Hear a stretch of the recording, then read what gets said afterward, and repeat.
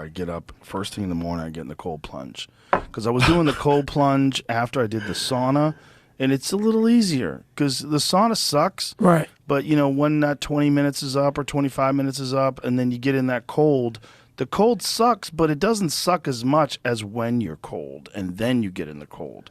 So when I wake up in the morning, I don't dress warm. Right. I wear my fucking underwear and I go outside and it's 40 degrees this morning and I walk out and I lift the lid on that Morozco cold plunge and I see the fucking ice floating up in there.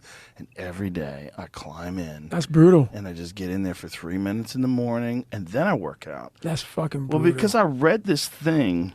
I'll send it to you, Jamie, but I read this thing where they've been doing studies on what happens to people. Andrew Huberman and I actually discussed this, and Huberman's a very interesting guy, but it's about the benefits of cold plunge before you actually work out. Really? Yeah, because there's a benefit after you work out in terms of reduction of inflammation, but what they're saying is you shouldn't do it right after you lift weights. Got it. Because then muscles. it actually decreases the hypertrophy. So Right. you don't gain as much mass or gain as much strength.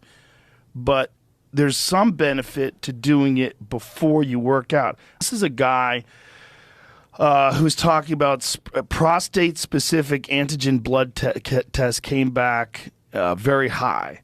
And everyone said that he had to get a biopsy. And he said, the story I've heard about older men getting biopsies and prostatectomies sounded like nightmares to him, so he decided to try to manage his PSA with ketosis and ice baths. So it worked. His PSA dropped from over 7 to less than 1. And along the way, a funny thing happened to his testosterone. It went through the roof to 1140, which is crazy high. He said, my urologist didn't believe me. He thought I must be juicing. So he had my luteinizing hormones tested too. Sure enough, 8.9 is off the charts for a fat guy in his 50s. He said, then I did a research and discovered a Japanese study from 1991 that showed the secret was exercising after your ice bath. It's the opposite of what everybody says to do, which is exactly how I got this far in the first place. He said, now I'm stuck with the T levels of an oversexed 19-year-old.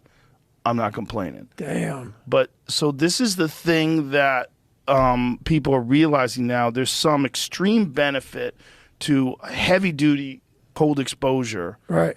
And then you force your body to heat up, and then you work out. But now it's just right into the suck. So it's harder. I tell you right now, man, the fucking cold, being in cold water, cold ice water, it literally is the one thing that makes you question everything. When you're going through hard training and shit like that, Yeah. like, you know, I've been through a lot of different training in the military, and that cold water, it definitely, many dreams die while suffering.